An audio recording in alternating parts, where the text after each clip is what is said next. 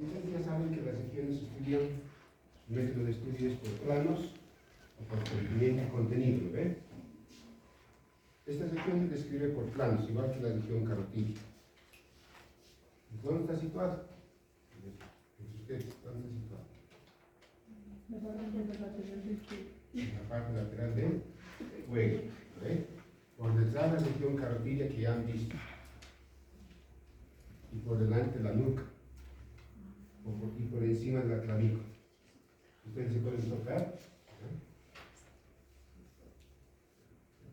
Ahí estamos. Esa es la región. Por su forma, miren qué forma tiene. Entonces también le llamamos el triángulo supraclavicular. Ustedes se tocan, ¿qué sienten? ¿Es convexo, cóncavo? ¿Cómo se dice? Tóquense pues, de memoria, ¿no? Así anatomía no se aprende. En el área de salud es tocar, ¿lo ven? Incluso tenemos hasta que oler, porque tenemos una columna de algodón, ponemos en la cabeza y olemos. Este diente está podrido. Necrosis tiene, en todos los sentidos tenemos que utilizar.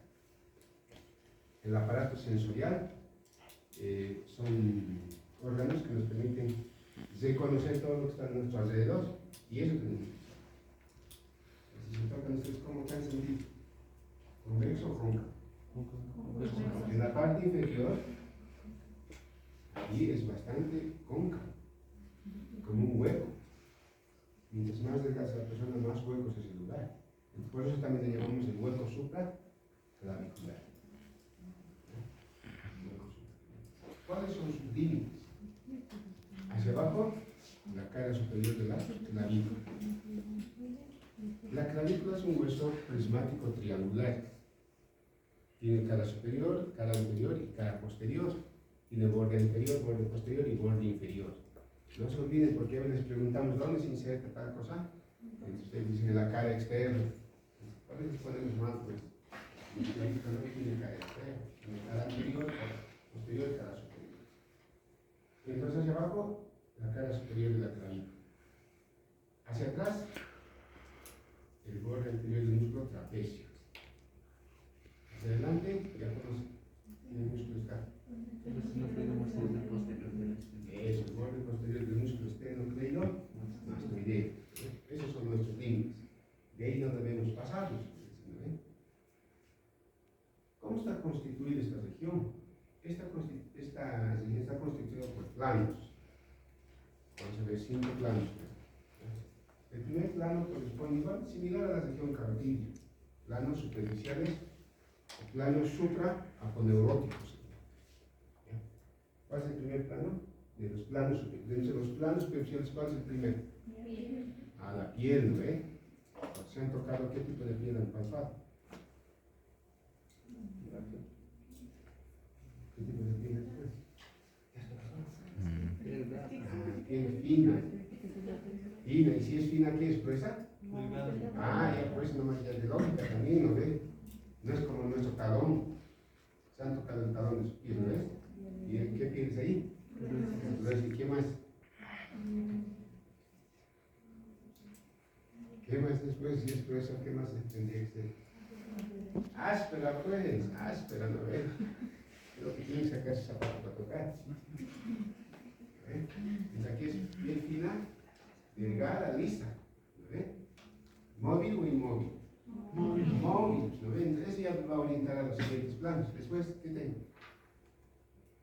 Debajo de la piel, panícula adiposa, ¿no ves? Grasa. ¿Qué es de grosor variable? Eso siempre tienen que acordarse.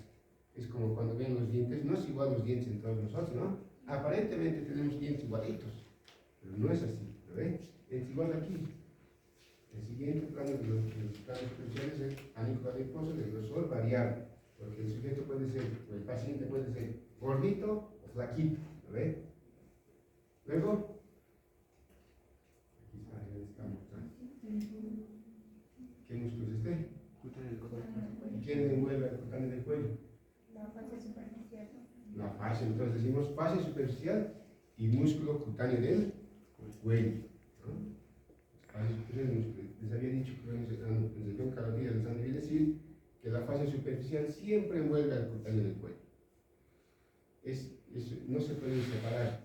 como uña y mugre son. ¿Ya? Entonces, si en el cadáver ven ustedes esto es fascia superficial, los diseñan, entonces ustedes tienen que ya suponer que en el interior está el músculo cutáneo del cuerpo. Y algunas fibras también. Y debajo de la fascia superficial, ¿quién tendría que estar? Claro, si hemos dicho piel móvil, ¿no ven? Piel móvil hemos dicho, entonces la piel móvil siempre tiene tejido celular subcutáneo, en este caso laxo, incluso les dice está laminado, o sea, por capitas. Como decir, cuando vamos al mercado, ¿no?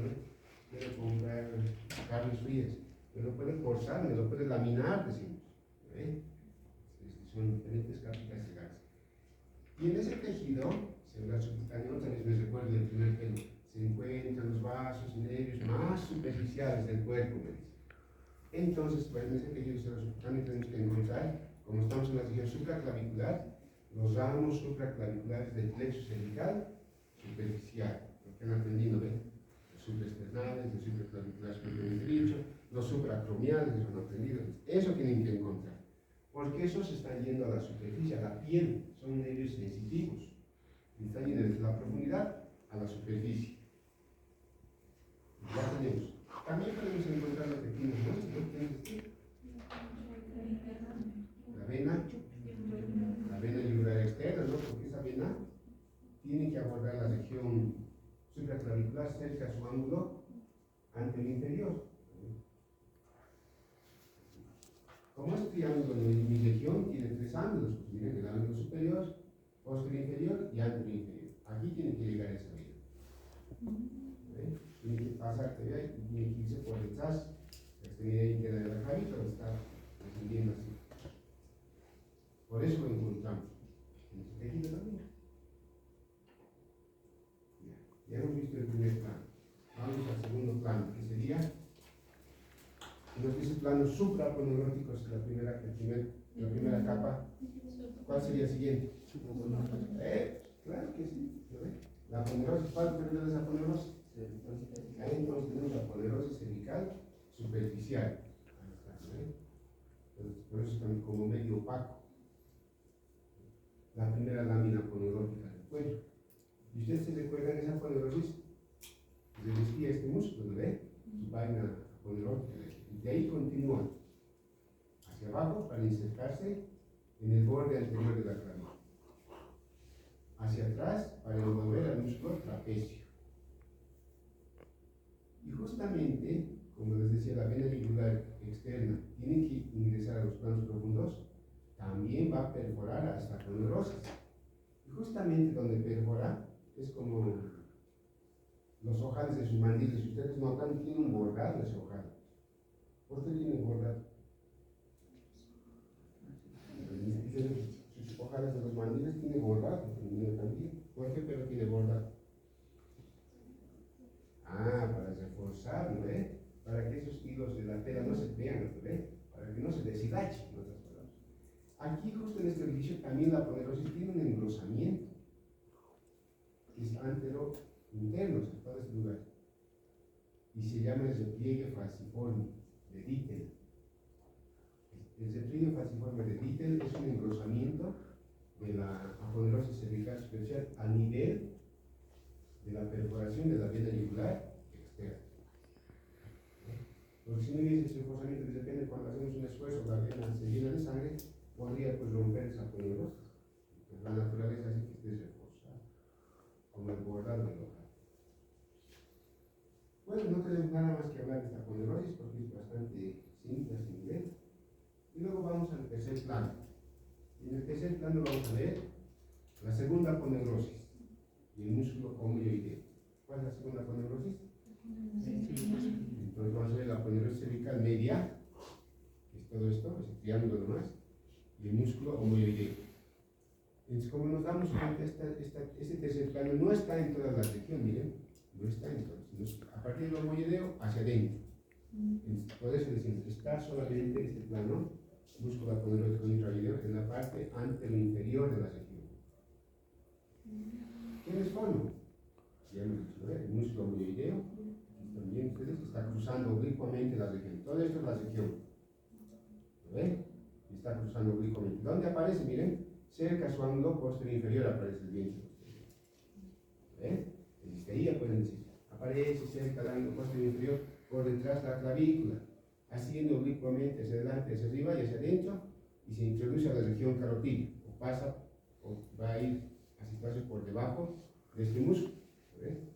De tal modo, como hemos visto en triángulos, es de ejercicio similar. Este músculo es culpable de que mi triángulo supraclavicular sea dividido en dos espacios más pequeños, miren, uno superior y otro más pequeño que inferior. Y entonces le pongo límites y le pongo nombres. El primer triángulo más pequeño se llama el homo clavicular. ¿Cuáles son sus límites? Hacia arriba, el homoyoideo. Ustedes quieren el borde inferior, el vientre superior del músculo homoyoideo. Hacia abajo, clavícula, ¿no? Homoclavicular.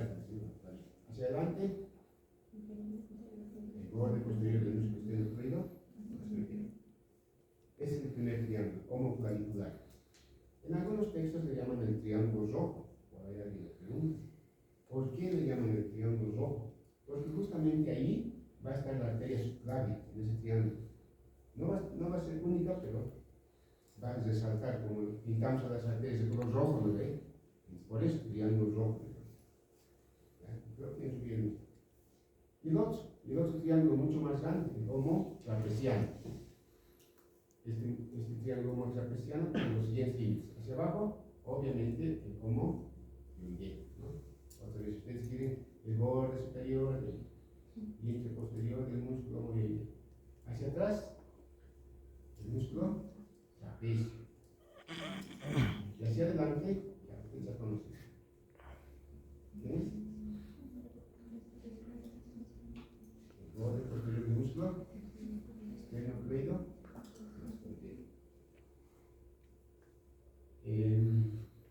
Y eso es ese triángulo, dos triángulos. Y como hemos dicho, para el músculo aponeurótico inferior, tenemos que hablar de la aponeurose cervical media, ¿no? Esta aponeurose cervical media, podemos decir, solamente se encuentra en el triángulo inferior. Envuelve el músculo homoyoideo y de ahí se prolonga hacia adentro para dirigirse a envolver al otro músculo intrayoideo, al esternocleido y oideo, ¿qué es esto? Ahí sí, ahí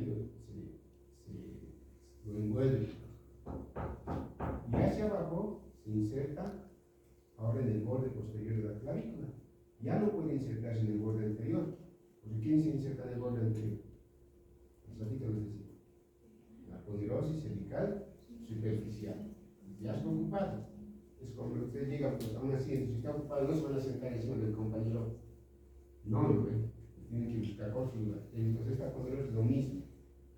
Como el borde anterior de la clavícula ya está ocupado, entonces va a ir a insertarse al borde posterior.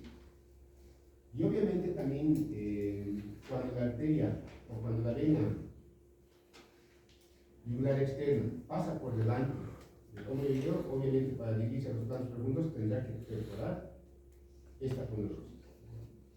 Si pasa por detrás, entonces obviamente no la va a perforar, ¿no? Pero si pasa por delante, tendría que perforar la aponeurose cervicalmente.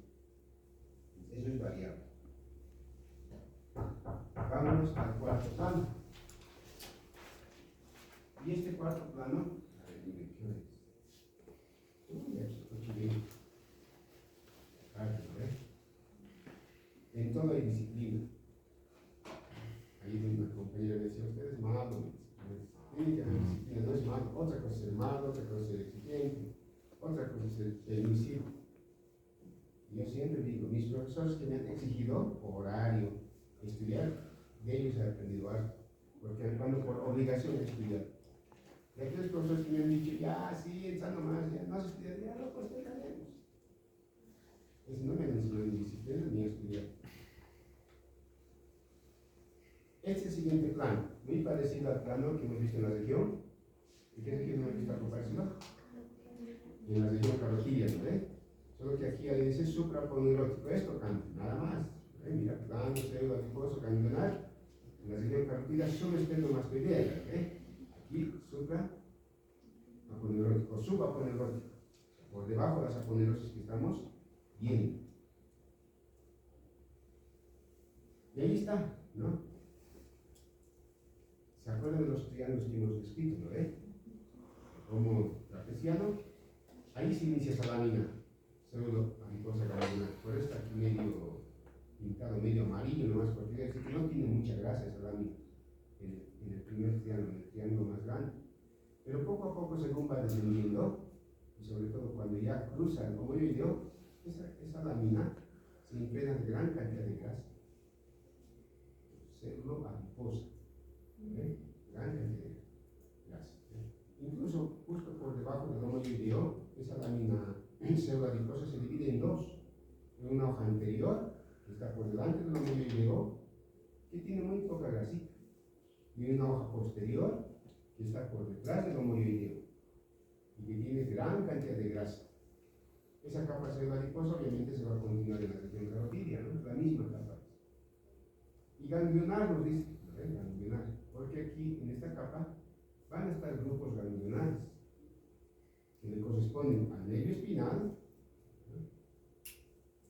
Hay una cadena ganglionar del nervio espinal, y a la arteria cervical transversa, que está viniendo así. Más adelante lo vamos a ver. Es una de las ramas, la arteria cervical transversa es una de las ramas de la arteria subclavia, está justo en el espesor de esta capa pseudoadiposa. Aquí no se describe los ganglios de la yugular interna, porque la yugular interna está en la región carotidia. Es la diferencia de los ganglios ahí. Diferentes en la región carotidia, diferentes en la región supraclavícula. ¿Qué más podemos encontrar? Obviamente, a esta vena, ¿no? Ya la conocemos. ¿Qué vena es? La vena yugular. También está en este plano, porque acá les decía, está yendo a los planos profundos, al ángulo yugulo subclavio tiene que ir. Por eso está atravesando todos los planos. Incluso hay algunas veces que preguntan cuáles son las estructuras que atraviesan los 4 planos de la región supraclavicular. También pueden decir esto de fuera hacia adentro, pueden decir los ramos supraclaviculares de dentro hacia afuera. Y vámonos al quinto plano. El quinto plano corresponde al plano muscular profundo. ¿Quiénes participan aquí? Varias estructuras participan. Están los músculos escalenos, el plexo braquial, la arteria subclavia, la vena subclavia. La vena subclavia ya han leído, si descartamos. Lo que ahora vamos a iniciar, vamos a ver, corresponde a estos músculos. Músculos escalenos. Escalenos vienen de escalera, porque sus inserciones a nivel de la columna vertebral están como escalera, como uno cuando se han subido alguna vez a una escalera, ¿no? Tienen peldaños. Entonces, las apófisis transversales de las vértebras cervicales son como sus peldaños donde se van a insertar esos músculos, por eso escalenos. Y estos van a ayudar a la acción del músculo esternocleidomastoideo posterior. Van a girar la cabeza, derecha o izquierda, van a inclinar la cabeza hacia su mismo lado y van a centrar la cara al lado opuesto. Si mi cabeza se inclina al lado derecho, mi cara va a girar al lado izquierdo. Eso. Y también, como se insertan en las costillas, son músculos inspiradores. Pero no inspiradores de que ahora me he a hacer un poema. No es, sino de que introducir aire a los pulmones. Cuando suspiran, pues, eso, a eso ayuda estos músculos. ¿Cuántos somos? Bueno, por lado yo hablo, no hablo general. Si hablo general, tendría que decir son 6, pero hablamos por lados. ¿Sí? 3 músculos a cada lado. El músculo escaleno anterior, el músculo escaleno medio y el músculo escaleno posterior. 3 músculos escalenos. Bueno, en los textos incluyen 4, pero nosotros nos interesa que sepan 3. ¿No? El 4 ya como variable. Tenemos el músculo escaleno anterior. Este músculo escaleno anterior se va a insertar en el tubérculo anterior de las apófisis transversas. ¿De qué vértebras? Tercera, cuarta, quinta y sexta. Ahí se va a insertar. vértebra anterior, de los apoyos transversos de las vértebras, tercera, cuarta, quinta y sexta. Ahora puede insertarse en el vértice de su tubérculo, puede insertarse en la cara externa de su tubérculo, puede insertarse en la cara posterior de su tubérculo, puede insertarse en el borde inferior de su tubérculo. ¿Ya? En 4 lugares donde puede insertar. Desde todas las vértebras, aquí hay son lengüetas tendinosas, ¿no? Van a unirse y formar un cuerpo carnoso, que se va a llamar el músculo escaleno anterior, aplanado de delante hacia atrás. Si está aplanado de delante hacia atrás, va a tener una cara anterior y una cara posterior, ¿no ve? Y ahí se continúa con un tendón, casi semicilíndrico, que termina insertándose en la primera costilla. ¿Qué parte? En la cara superior de la primera costilla. La primera costilla es la única que tiene cara superior. ¿Listo? Las demás no tienen cara superior. En la cara superior. Justamente donde se inserción, donde se inserta, hay un tubérculo, una elevación de la costilla. ¿No ve que las elevaciones o depresiones aumentan la superficie de inserción? ¿Se acuerdan eso?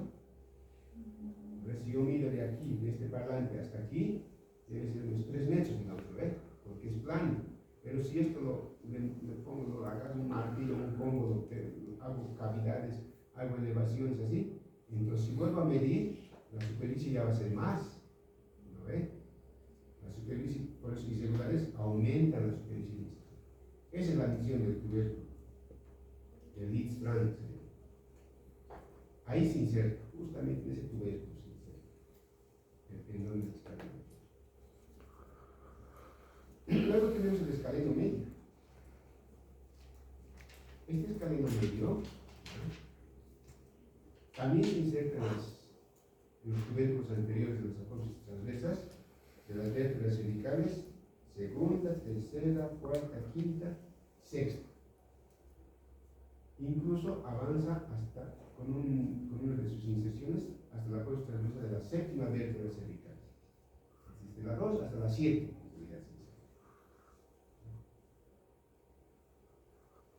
Hacia arriba está bien confundido, bien unido al escaleno anterior, porque si ustedes se dan cuenta, tiene en el mismo lugar casi se insertan, ¿no? Por lo tanto están pues confundidos, mareados. Pero poco a poco se va separando, según va descendiendo, el escaleno posterior se va separando del escaleno anterior, de tal forma que entre los dos van a formar un espacio de forma triangular. En ese espacio triangular, entre los dos músculos escalenos, se encuentra la arteria subclavia y el plexo braquial. Es como el escaleno medio es su colchón y el escaleno anterior es su camita, el plexo braquial y de la arteria. Y luego sigue descendiendo el escaleno medio hasta insertarse también en la cara superior de la primera costilla, pero más o menos a una distancia de unos 1 centímetro o 2 centímetros de la inserción del escaleno anterior. Hay un espacio entre los dos escalenos. Y ese espacio es de forma triangular. Su base está a nivel de la cara superior de la primera costilla. A ese espacio le llaman el canal arterial. A ese espacio que existe en la cara superior de la primera costilla, entre la inserción del escaleno anterior y la inserción del escaleno medio, eso es el canal arterial. ¿Por qué canal arterial? Porque por ahí está pasando la arteria subclavia. Y luego tenemos el escaleno posterior, que aquí se ve una partecita nomás, miren. Este es el escaleno posterior. Este escaleno posterior se va a insertar ahora en el tubérculo posterior de las apófisis transversas. Y hay una diferencia, vean. Escaleno posterior, tubérculo posterior de las apófisis transversas. El medio y el anterior en el tubérculo anterior, ¿ves? Este es en los tubérculos posteriores. La vértebra cervical cuarta, quinta y sexta. 4, 5 y 6. Desde ahí se va a formar un cuerpo carnoso, se va a dirigir hacia abajo y hacia afuera, y va a terminar insertándose, si es la primera costilla, ¿esta qué costilla será?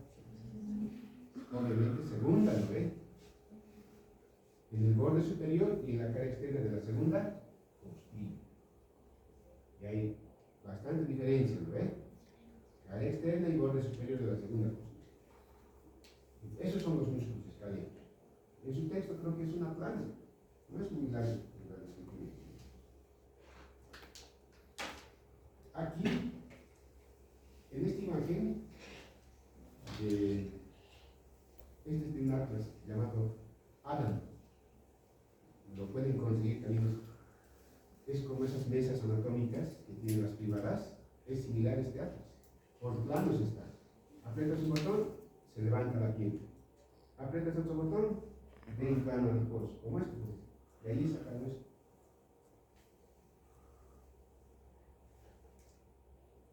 De ahí sacan. A quien le gusta anatomía por ahí quiere estudiar, miren, y él se ha apretado un clic, ya me mostrado esto, otro clic, otro clic, hasta el hueso llega. Adam se llama, americano.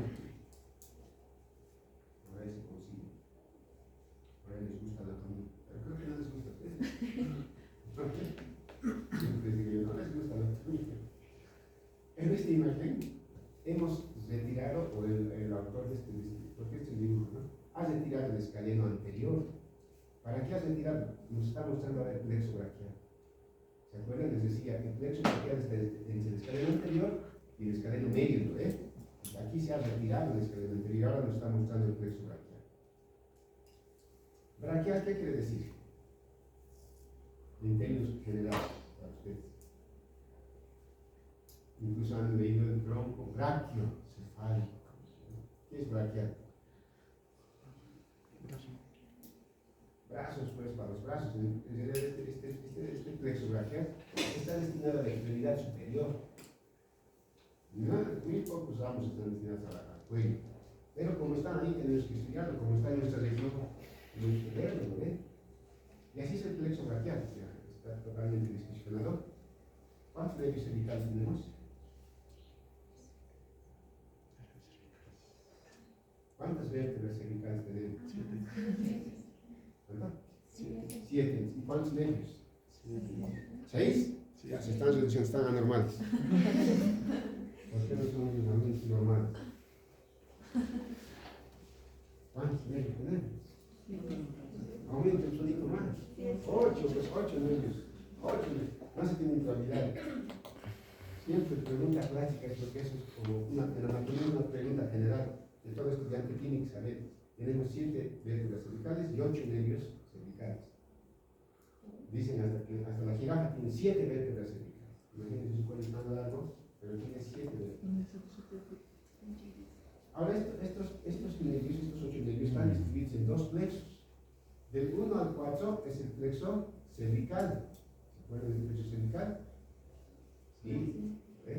Han ido plexo cervical superficial. Desde el primer nervio hasta el 4 forma el cuello el plexo cervical.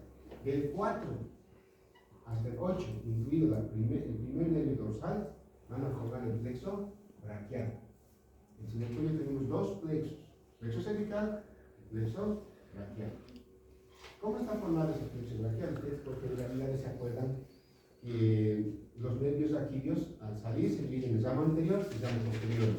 De forma general, en el ramo anterior para toda la parte anterior del cuerpo, la rama posterior para todo el dorso del cuerpo.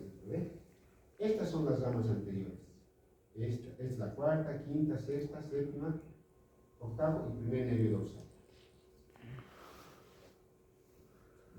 Cuarto, quinto, sexto, séptimo, octavo nervio cervical y primer nervio dorsal. Esos fueron el plexo braquial. Y estoy diciendo, son ramas anteriores. ¿Ven? Ramas anteriores. Ahora miren, el cuarto, el quinto y el sexto, o la sexta rama anterior, se unen en un solo tronco. Esta es la fusión de los 3. Ya como si se hubiesen casado, pues a partir de ahora vas a hacer una sola, ¿no ven? ¿No ven? Y te vas a llamar primer tronco primario. Ahí está el primer tronco primario. El 7, la rama anterior del 7 aquí era solo, soltero, no abandonó.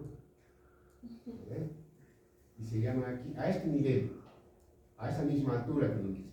A este nivel se llama el segundo tronco primario. Y aquí está el octavo nervio cervical, ¿bien? La rama anterior del octavo se va a unir al primer nervio dorsal. ¿Bien? Ahí está. unión, hago la altura a ese mismo nivel, tercer tronco primario. Entonces, 3 troncos primarios tenemos.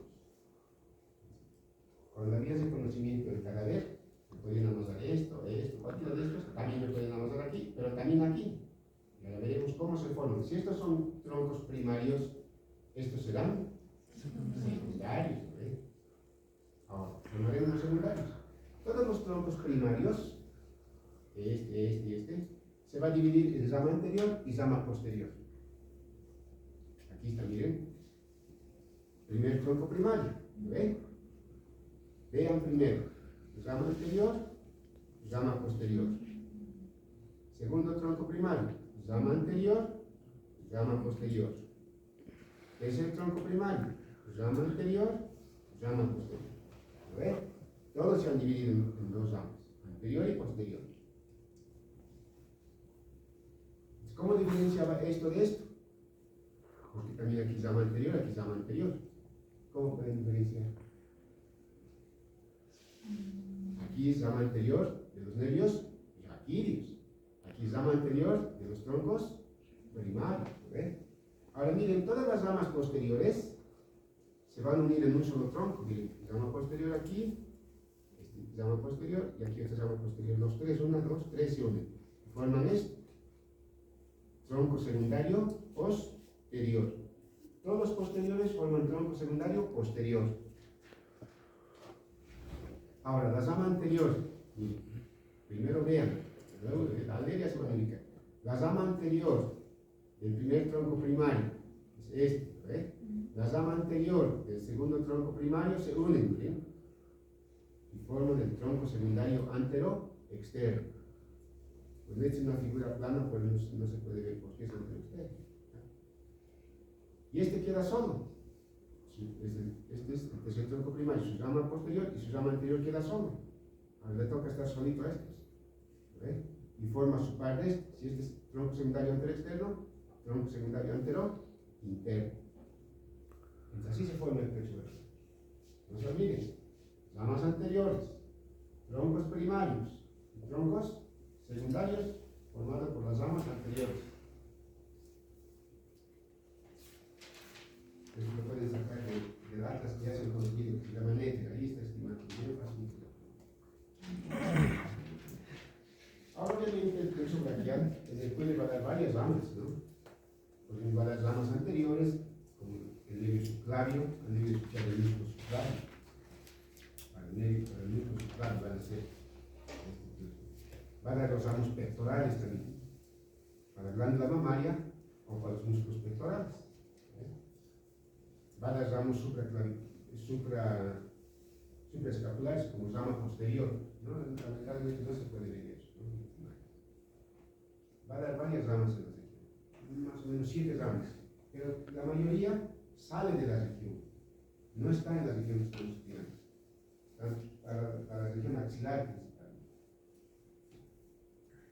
Y vamos a esta última parte, que se llama la arteria subclavia.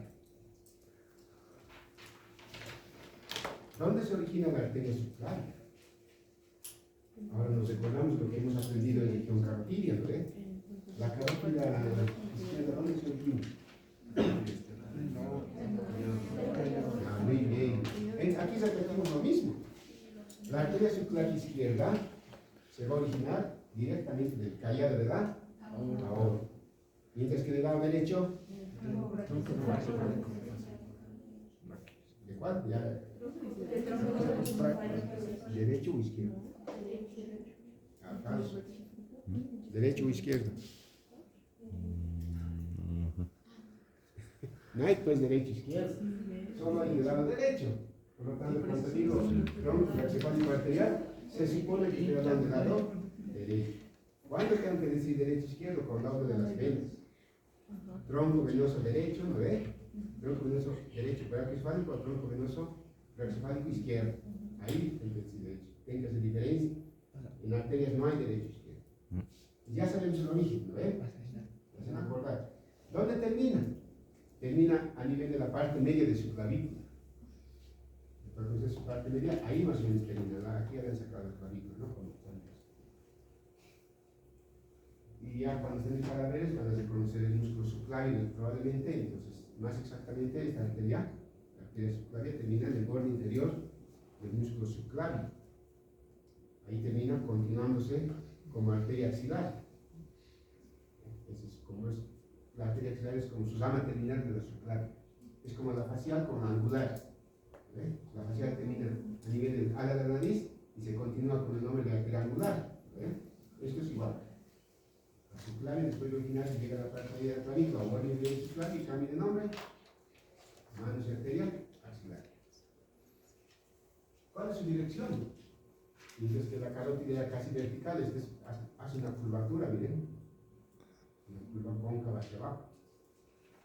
Y esa curva cóncava hacia abajo se apoya en el pulmón, en la cúpula pleural, ahí se apoya. Y también se apoya en la primera costilla. ¿Se acuerdan que les dije cuando estamos hablando de inserciones de músculos escalenos? Entre el escaleno medio y el anterior hay un espacio que se llama canal arterial, ahí se apoya el arteria. ¿Cuál es su longitud? Igualito que la carótida primitiva. ¿Cuál es más largo? Entre las carótidas. Igualito tienen que repetir aquí.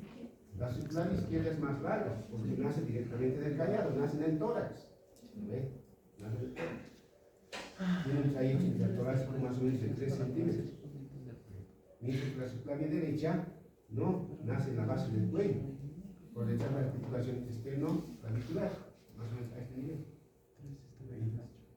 Entonces, es más profunda y más larga la subclavia del lado izquierdo. Sus relaciones, les puedo contar de sus relaciones, nos vamos a marear porque aquí no vemos nada de sus relaciones.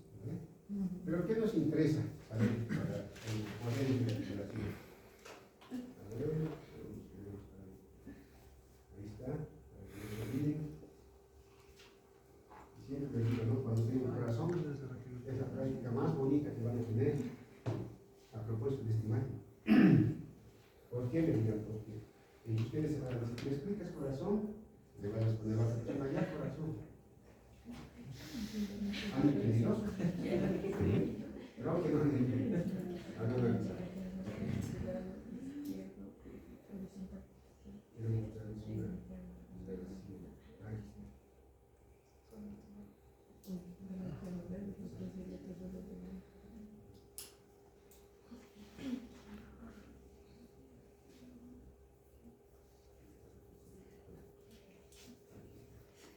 Esta de aquí está, estamos con el escaleno anterior, miren, aquí está el escaleno por delante, la subclavia, ¿ve?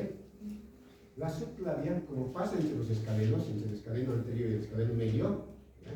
Entonces es dividida en 3 porciones, miren, una porción, otra porción que está entre los músculos y otra porción que está fuera de los músculos.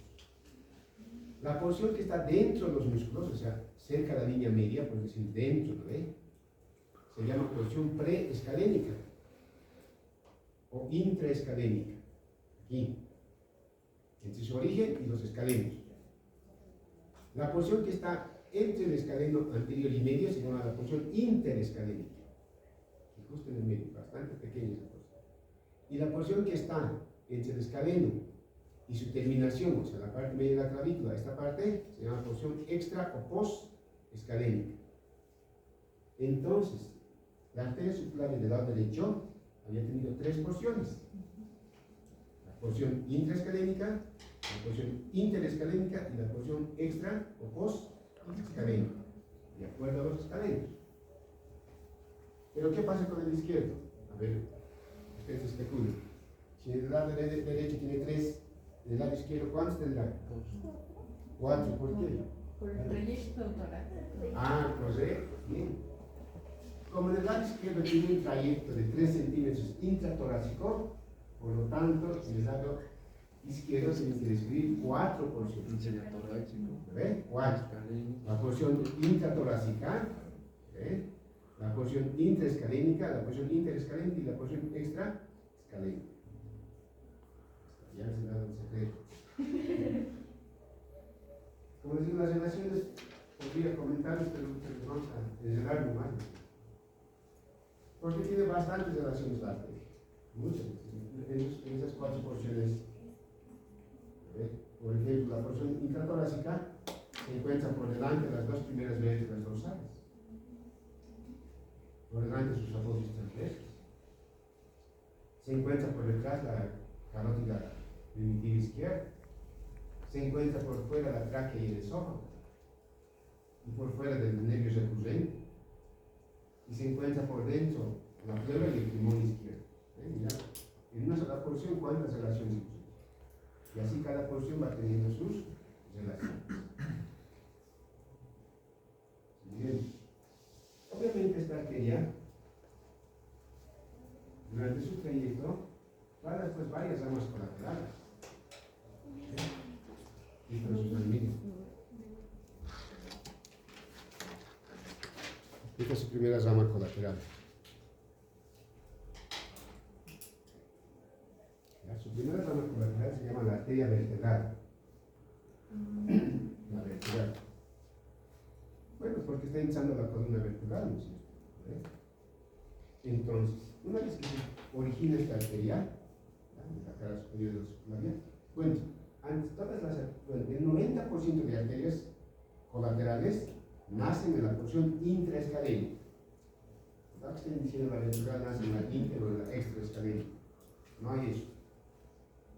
Unita nomás nace en la porción inter o extraescalene. Por eso digo, el 90% de las ramas colaterales tienen origen en la porción intraescalene. Por lo tanto, esta vertebral también es intraescalene, en la cara superior de la arteria vertebral.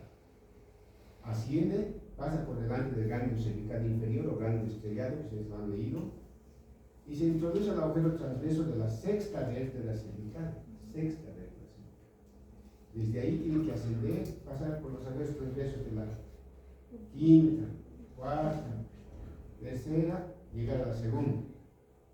Obviamente en ese trayecto está pues entre los músculos intertransversos, y los músculos que revisten las apófisis transversas. Está por delante de los nervios raquídeos. Está por dentro de la vena vertebral. Hay varias relaciones que hay ahí.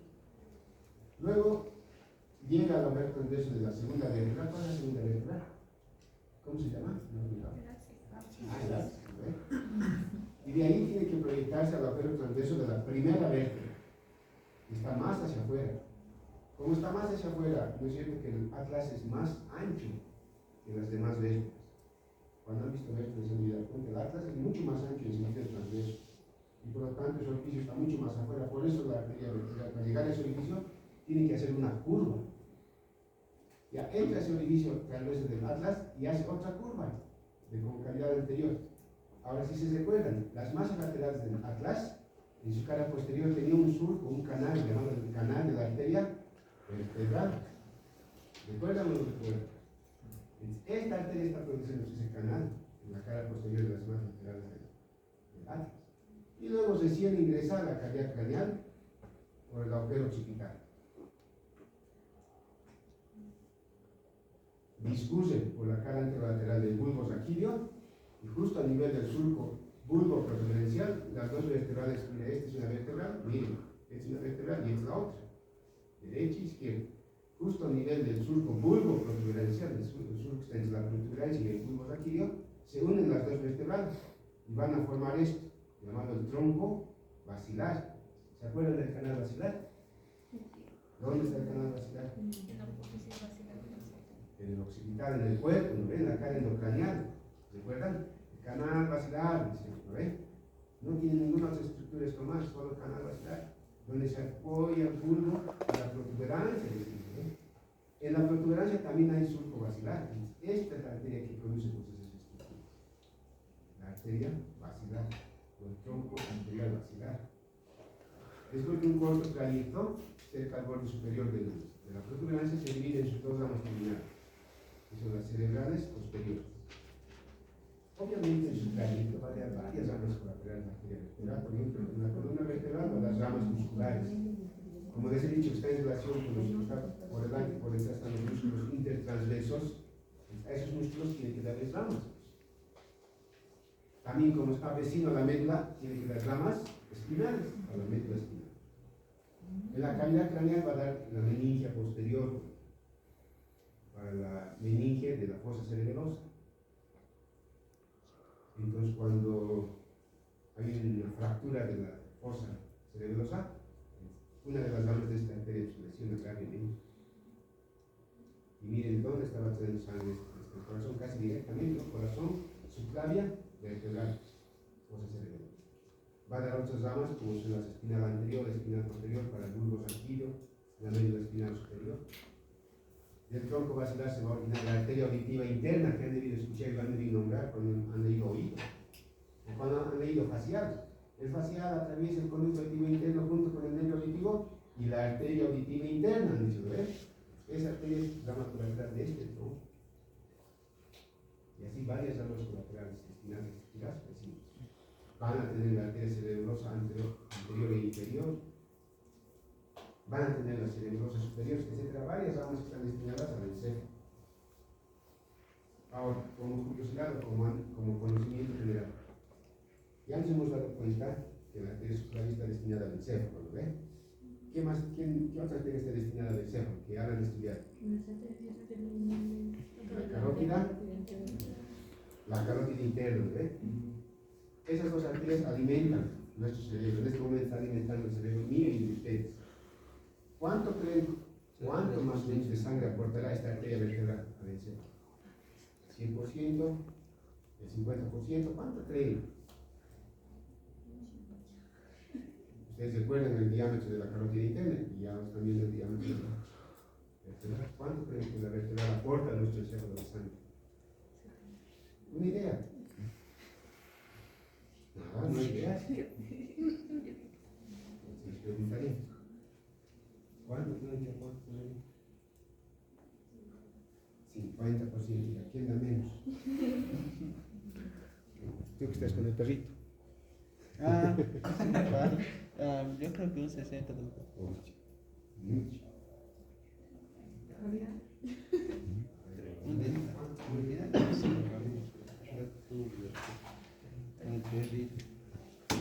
Ya estamos aproximando. Aproximadamente se dice que la arteria vertebral aporta un 20% de sangre al encéfalo. O sea, el mayor aporte, el 80%, que se ve un poco más, es la carótida interna, porque tiene un diámetro mayor también, ¿no es cierto? Van a comparar los diámetros. Luego tenemos la arteria mamaria interna, como rama colateral de la subclavia. Ahí está la mamaria interna. Esta arteria mamaria interna, que se origina en la cara inferior de la subclavia, más o menos a la altura de la vertebral, tiene que dirigirse hasta el sexto espacio intercostal. Les cuento: 1, 2, 3, 4, 5, 6, hasta aquí. Hasta ahí tiene que dirigirse. Ahí termina dando sus ramas terminales, ¿no? Entonces, para llegar ahí, obviamente, tiene que descender, relacionarse con el frénico, pasar por detrás de estos cartílagos costales y llegar al sexto espacio intercostal. Durante su trayecto va a dar varias ramas colaterales. Va a dar a estos espacios así. Aquí no se nota, lamentablemente. Va a dar unos ramos que van así. Si está entre costilla y costilla, ¿qué se llamarán? Los ramos intercostales anteriores. Ahí va a dar. 2 para cada espacio. Esos son sus ramos externos. Sus ramos internos van a estar por detrás de esta estructura. ¿Es esto? Por detrás, en la cara posterior del esternón, van a estar sus ramas internas. Y ahí se van a descomosar entre ellas. También va a tener ramos anteriores, o sea, ramos que van a perforar estos músculos intercostales y van a ir dirigirse a la glándula mamaria, por eso esta arteria se llama torácica interna o mamaria interna. Y en los varones a los músculos pectorales, ¿no? Y va a tener ramas también posteriores, que se van a ir al timo. ¿Qué es el timo? ¿Se acuerdan? Aquí están haciendo chiste. ¿Qué es el timo, señorita? Contando. ¿Tienes timón en este momento?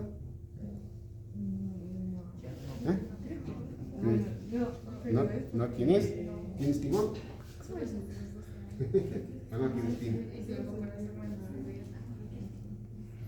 Caray. No, ya. El timo es una glándula transitoria, ¿no ves? En biología, pues. Solo más o menos hasta los 3 años tiene que haber timo. después no hay timo, pero su huella queda toda la vida, de ahí vienen pues los timocitos. ¿Lo ves? Los ositos T. Ya se me olvidaron, Serían ganales, eso. Timo, vaso. Esas ramas posteriores de esta arteria mamaria interna van a ir al timo o a sus restos del timo, ¿no? Porque en este caso ustedes no tienen timo, yo tampoco tengo pues sus restos, que es grasa.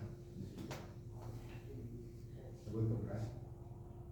También va a ir al pericardio, usamos pericárdios. Y también va a ir al diafragma. ¿Saben dónde está el músculo diafragma? Pero si no saben es aprender de memoria, ¿no? De eso no se trata las clases, de orientarles. ¿Quién sabe dónde está el diafragma? El diafragma, miren, todo esto es parte del tronco, ¿no? Así hemos aprendido. Tronco, ¿no? Cabeza, tronco, extremidad, así hemos aprendido, El tronco está dividido en dos partes, abdomen y tórax, ¿no? Y justo en el medio hay un músculo diafragma. Aquí más o menos queda así. Ahí está el diafragma. El diafragma es bien importante. Sirve para escupir, para toser. Y sirve también para llegar al mundo. Entonces nos hemos llevado por parto natural. El diafragma de mi mamá servir contra él gravemente para empujarlo como un endo, como la jeringa. Para ir al baño, el diafragma funciona porque aplasta pues todas las vísceras abdominales. Eso es el diafragma. Y su nervio se origina en el cuarto nervio cervical, o sea, nos corresponde a nosotros. Ese músculo diafragma recibe una arterita de la arteria mamaria interna.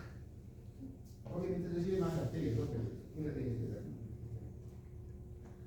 Luego tenemos el tronco cérvico intercostal, que es este. Este es el tronco cérvico intercostal. Tiene un nombre compuesto, cérvico intercostal, ¿no? Entonces, esta arteria se origina en la cara posterior de la arteria subclavia. Seguimos en la porción intraescalénica. Se dirige hacia atrás, hacia el cuello de la primera costilla cervical. Para llegar al cuello, obviamente, tiene que cruzar el ganglio cervical inferior. Una vez que llega al cuello, se divide en dos ramas, miren, una ascendente y otra descendente. Esta que asciende se llama la cervical profunda. Esta arteria cervical profunda tiene que salir del tórax. Estamos dentro del tórax en este momento, el cuello de la primera costilla, dentro del tórax. Para salir, pasa entre el cuello de la primera costilla y la apófisis transversa de la séptima vértebra cervical. Ahí pasa, en ese espacio pequeñito que le queda, por ahí sale. Y se hace ya extratorácica. Luego ya asciende por los músculos del dorso, por los transversos espinosos y por el complejo mayor, que nosotros no estudiamos, ¿no? Pero ahí asciende y se va agotando en los músculos vecinos. Mientras que esta que se llama, esta descendente, es la intercostal superior. Esta tiene que descender hasta 1, 2, 3, hasta el tercer espacio intercostal. Hasta ahí tiene que descender. Obviamente, como esto es un esquemático, ya no vemos esto, ¿no? Después, un espacio, dos espacios, tres espacios. Hasta ahí tiene que descender. Y en ese trayecto va dando mecanismos intercostales, ¿no? Para el primer espacio, para el segundo espacio, para el tercer espacio. Y ahí termina. Y no solamente las ramas intercostales, también las ramas espinales que van a ingresar a la médula o a la columna vertebral, destinadas a la médula. Vamos a avanzar. Y este es el otro tronco. El tronco tirobicéphico escapular. Y aquí tienen que acordarse tiro de tiroidea inferior. ¿Se acuerdan de la arteria tiroidea superior? ¿Rama de quién es? ¿Rama de quién es? Ah, de la arteria carótida izquierda. Es su primer ramo colateral. La glánduula tiroides está inervado por estas dos arterias. La arteria tiroidea superior, que ya han visto, y ahora están completando con la arteria tiroidea inferior, que es de tiro, de hígado. B, ¿qué es B? Dos, va a haber dos cervicales. Y escapular, que es la última rama. Entonces, este tronco, aquí está este tronco, es bastante pequeño, se origina en la cara superior de la arteria subclavia en su porción intratorácica. Debe tener unos 2 milímetros de tamaño. Y después inmediatamente se divide en sus 4 ramas terminales. Aquí les voy a mostrar. Esta es la arteria tiroidea inferior. Esta es la cervical ascendente. Bicervical, entonces, cervical ascendente. Que en este caso están haciendo la tiroidea, pero tendría que nacer del tronco. Esta otra es la arteria cervical transversa superficial. Y esta otra es la escapular superior. Ahí está escapular, esta es la escapular. No me miren escapular, escapular superior. 2 cervicales, me dice, la cervical transversa superficial y la cervical ascendente. Y la tiroidea inferior. Entonces, sus 4 ramos terminales del tronco tirobicéphico escapular. Ahora, hablaremos de la primera, que es la más interna, la arteria tiroidea inferior. Esta arteria tiroidea inferior, ¿ya? La más interna, decíamos, asciende entre los músculos prevertebrales y el músculo escaleno anterior. ¿Por qué estamos nombrando por dónde asciende? Porque obviamente va a las ramas musculares. Por eso hay que aprender relaciones, ¿no? Por eso está haciendo énfasis en esas partes, para que saquen sus ramas. Llega a la altura de la sexta vértebra cervical, a nivel del tubérculo anterior, y ahí se dobla. Y estaba ascendiendo, y a nivel del tubérculo anterior de la sexta vértebra cervical, cambia de dirección. Se dobla hacia abajo, ya no se muestra aquí, se dobla hacia abajo. Otra vuelta vuelve a ascender. Para ascender se pega a la tráquea y al esófago. Y así llega, junto con el nervio recurrente, hacia la extremidad inferior de la glándula tiroide. El nervio recurrente, ¿cuál es su nombre del nervio recurrente? ¿Cuál? ¿Cuál laringe? Dos laringe. Laringe inferior, rama del neumogástrico, ¿no ven? El neumogástrico es el nervio de la fonación, tiene que ir a la laringe. Ya se me ha olvidado. Esta arteria acompaña a ese nervio. Entonces, ¿qué ramas va a dar? Va a dar ramas musculares, ¿no? Como colaterales, ramas musculares. Si se hace relacionado con la tráquea y el esófago, obviamente va a dar ramos tráqueo-esofágicos. ¿Okay? Y a nivel del cuerpo tiroides, que lamentablemente no está aquí, va a dar sus ramas terminales. Igual que la tiroidea superior, rama interna, en este caso rama inferior y rama profunda, ¿verdad? Que se van a mostrar con las ramas que vienen desde la arteria tiroidea superior. Luego tenemos la cervical ascendente. Esta cervical ascendente, que originalmente tiene que originarse aquí abajo, en el tronco, pero como en algunos textos se original en la tiroidea.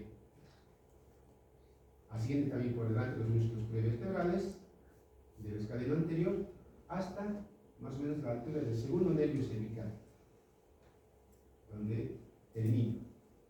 Va a las ramas musculares, para los músculos prevertebrales y de repente para el escaleno anterior, y va a las ramas espinales que se van a introducir a la columna vertebral, espinal a la médula espinal, ¿no? Luego tenemos la arteria cervical transversa superficial. Esta arteria, después de originarse, como su nombre dice, cervical transversa, ¿no? Casi va a estar dispuesto. Miren, este es el eje longitudinal de mi cuerpo y este está transverso, ¿eh? Ahí viene con su nombre, ¿ve? Transverso está en relación al eje cervical, y ahí está bien cervical, transversa, superficial. Esta arteria, después de originarse, va a cruzar el escaleno anterior, va a cruzar el plexo brachial y va a llegar al músculo trapecio, donde va a terminar. Y llega al músculo trapecio. ¿Conocen dónde está el trapecio? Incluso de ahí ellos jugando, a mí me agarraban, porque bien doloroso. Y después también han de jugando, ¿eh? El trapecio se agarra. Se apretan y es bien doloroso.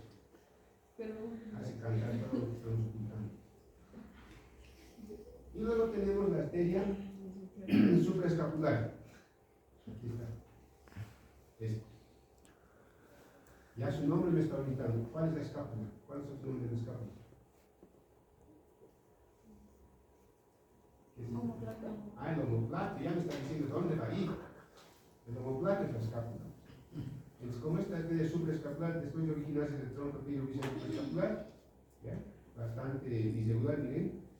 se dirige hacia afuera, hacia adelante, pasa por delante del plexo braquial, del escaleno anterior, llega a la parte posterior de la clavícula, del músculo subclavio y acompaña al músculo homoioideo. Obviamente, este dibujo no se lo ve. Al músculo al diente posterior del homoioideo.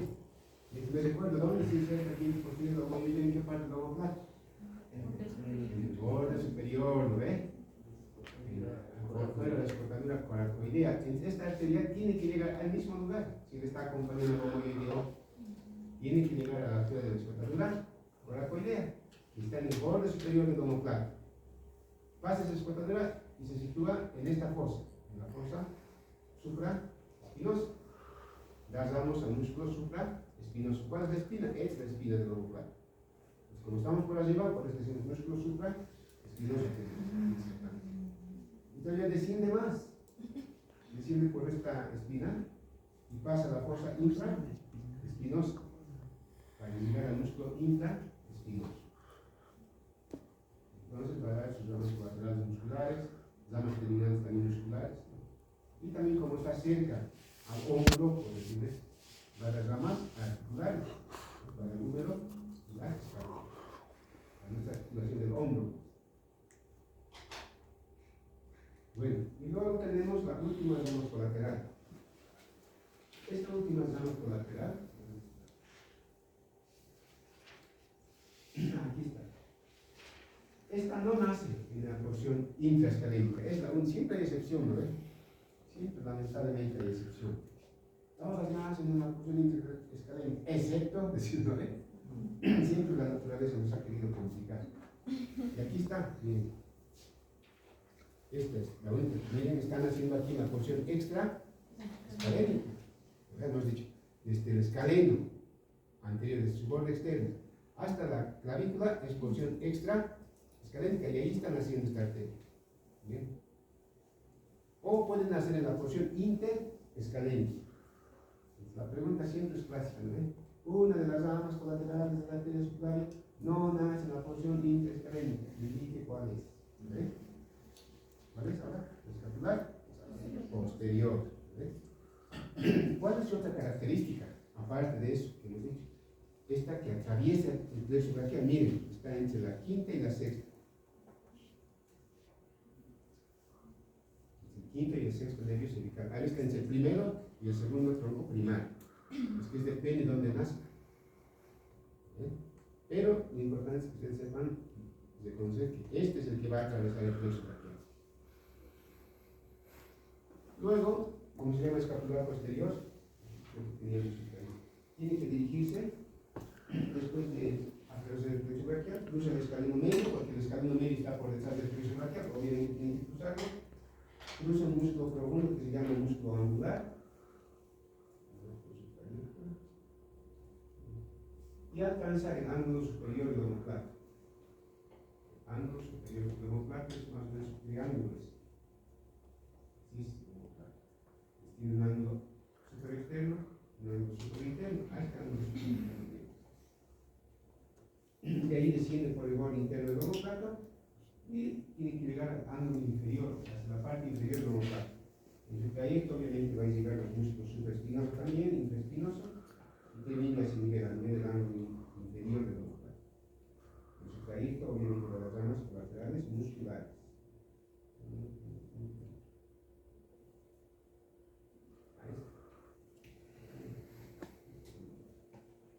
Pero esa es la historia de las ramas colaterales. La vena subclavia, ustedes ya han estudiado qué es. Veremos el video.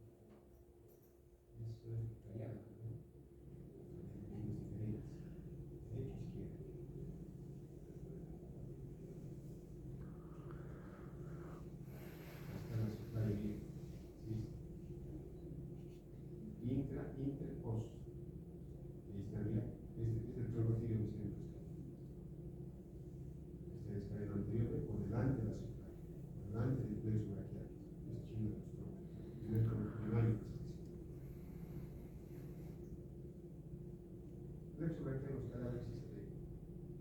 Está. Tanto en el superficial, superficial. Bueno, como no se trata de un lugar. Hasta la vertebral profunda. Esto va a llegar al encéfalo. Ya está. Es lo único que se tiene de imagen de esta sección. No hay más. No hay más que ya es muy complejo. Sí. Listo, muchas gracias, jóvenes. Conmigo, es mi última clase del año. Si alguien quiere volver a pasar clase conmigo,